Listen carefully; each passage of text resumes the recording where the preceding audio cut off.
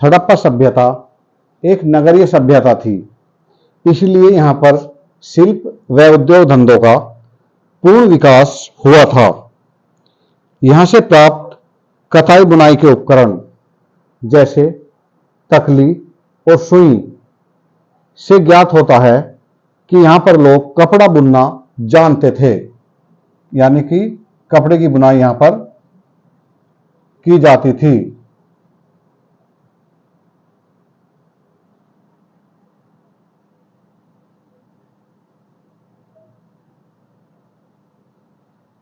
क्योंकि अभी थोड़ी देर पहले बताया, इससे पहले पार्ट में, कि कपास उपजाने का प्रथम श्रेय हड़प्पा वासियों को ही प्राप्त है। तो ये सूत से कपड़े की बुनाई करते थे, यानी कि सूती कपड़े बनाते थे और इसे अपने देश में और विदेश में निर्यात भी करते थे। अपने देश में प्रयोग करते थे और दूसरे देशों में भी इसका निर्यात किया जाता था। क्योंकि भारत प्राचीन काल से ही सूती कपड़े उद्योग में संपन्न रहा है तथा विदेशों में व्यापार के मामले में सूती कपड़े के लिए भारत की पहचान अलग ही है। सूती कपड़े के अवशेष हमें वहां पर अनेक स्थानों से प्राप्त होते हैं, जैसे कि मोहनजोदड़ो से एक लाल रंग का सूती कपड़ा प्राप्त हुआ है। इसके अलावा मोहनजोदड़ो से पुरोहित की जो मूर्ति मिली है वो तिब्बती अलंकरण से युक्त है, यानी कि इसमें बुनकरों द्वारा कढ़ाई भी की गई है। रंगे हुए बर्तनों से यह पता लगता है कि सैंधव लोग रंगाई करने के काम से भी परिचित थे।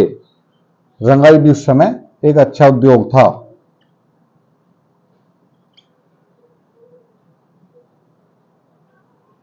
बर्तन रंगे जाते थे, कपड़े रंगे जाते थे, तो यह भी उस समय एक अच्छा उद्योग था। इसके अलावा चाक पे मिट्टी के बर्तन बनाए जाते थे, खिलौने बनाए जाते थे, मुद्राओं का निर्माण होता था, आभूषण बनाए जाते थे, गुड़िया निर्माण का कारखाने लगाए जाते थे। ये इनके प्रमुख उद्योग धंधे थे। धातु में सोना, चांदी, तांबा और कांसा और शिष्य से ये लोग परिचित थे, यानी कि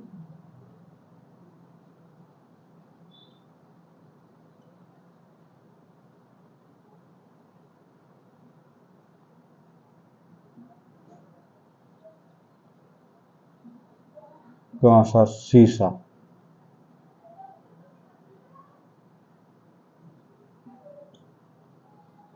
इन धातुओं की जानकारी इन लोगों को थी।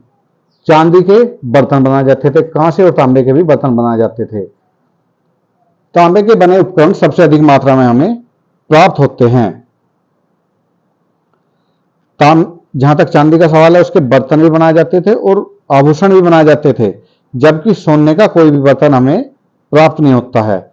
इसी प्रकार शीशे के भी कुछ उपकरण मिलते हैं। धातुओं को गलाने, उन्हें पीटने और उन पर पानी चढ़ाने की विधि से ये लोग अच्छी तरह परिचित थे। शंख, सीप, घोंगा, हाथी दांत से भी उपकरणों का निर्माण किया जाता था। लकड़ी की वस्तुओं से यही पता लगता है कि उस समय बढ़ाईगिरी का व्यवसाय भी अच्छी कंडीशन में था। गाड़ी के पहिए और तख्तों के कई अवशेष हमें मिले हैं, जैसे कि खिलौना गाड़ी भी हमें प्राप्त हुई है जो मिट्टी की है बनी हुई, परंतु मिट्टी की गाड़ी तभी बनाई होगी पहले लकड़ी की गाड़ी बनी होगी। तो इससे यह अनुमान लगाया जाता है कि उस समय लकड़ी की गाड़ियों का बनाने का प्रचलन था। और हल, क्योंकि यहाँ पे कृषि संपन्न क्षेत्र था ये, तो हल भी निश्चित रूप से लकड़ियों के ही बनाए जाते थे। इसके अलावा सैंधव सभ्यता में मकान पक्की ईंटों के बनाए जाते थे। ईंटों का सामान्य अनुपात जो था पूरी सभ्यता में अगर हम देखते हैं,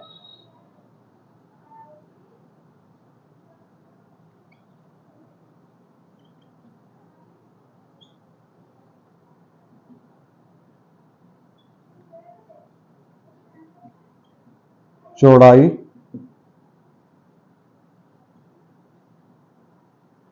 ऊंचाई, यो था 4:2:1। इस अनुपात की ईंटें बनाई जाती थी। कालीबंगा से, जैसे कि पहले बताया जा चुका है, नक्काशीदार ईंटें हमें प्राप्त होती हैं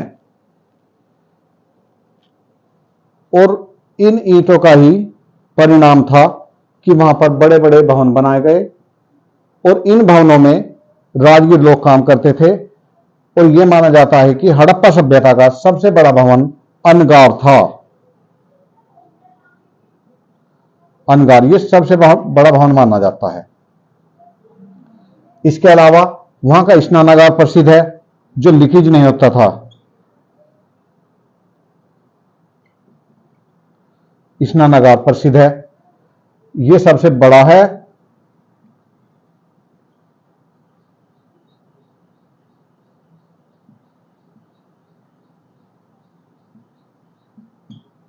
और इसकी खोज जॉन मार्शल ने की थी।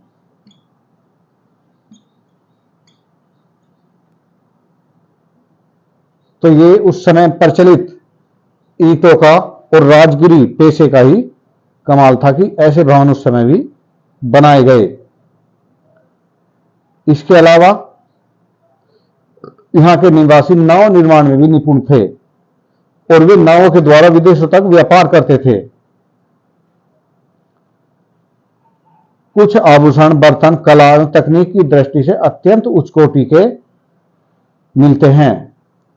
और यहाँ के जो कुम्हार थे वे विशेष आकार प्रकार के बर्तन बनाते थे जो चिकने और चमकीले होते थे। जैसे कि वर्तमान में हम चीनी मिट्टी के बर्तन देखते हैं, कुछ इस तरह के थे, परंतु वो चीनी मिट्टी के बर्तन नहीं थे और इनकी अपनी अलग पहचान थी पूरे विश्व में। सैंधव सभ्यता के कुछ नगर विशिष्ट वस्तुओं के निर्माण के लिए भी प्रसिद्ध थे। जैसे कि वर्तमान में हम देखते हैं सिलिकॉन वैली के लिए प्रसिद्ध हैं भारत में। ये बेंगलोर जो है सॉफ्टवेयर उद्योग के लिए है, सिलिकॉन वैली सॉफ्टवेयर उद्योग के लिए है, अहमदाबाद सूती कपड़े के उद्योग के लिए है। इसी प्रकार उस समय भी कुछ स्थान थे जो अपने उद्योगों के लिए प्रसिद्ध थे। जैसे कि चनहुदड़ो और लोथल में धातुएं, भट्टियां, गुड़िया बनाई जाती थी। चनहुदड़ो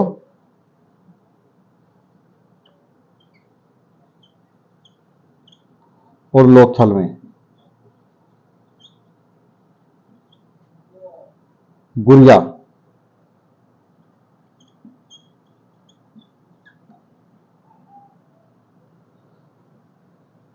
धातुएं,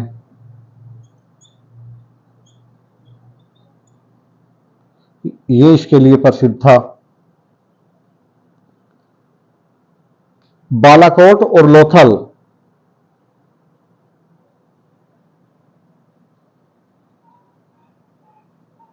सीप उद्योग के लिए, ऐसे लिखते हैं।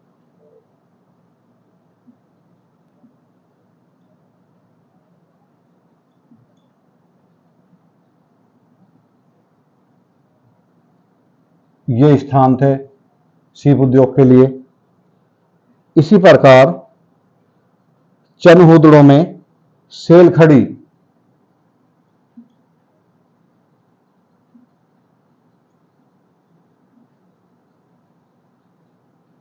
सेलखड़ी से जो मोहरे बनाई जाती थी,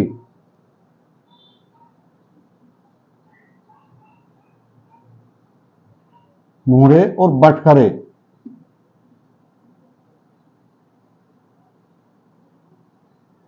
बटखरे यानी कि नापने तोलने की चीजें, वे चनहुदड़ो से बनाई जाती थी।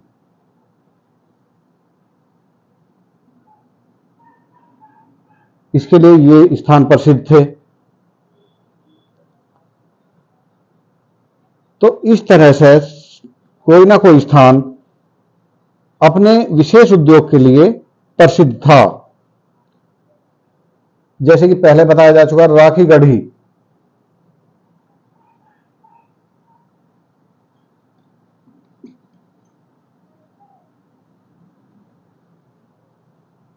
आभूषण बनाने के लिए प्रसिद्ध था।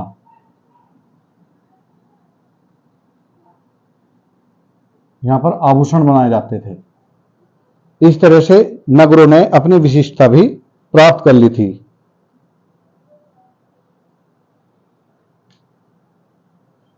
तो यहां पर देखते हैं हम यहाँ पर का शिल्प और उद्योग धंधे अपनी पूर्ण विकसित अवस्था में थे।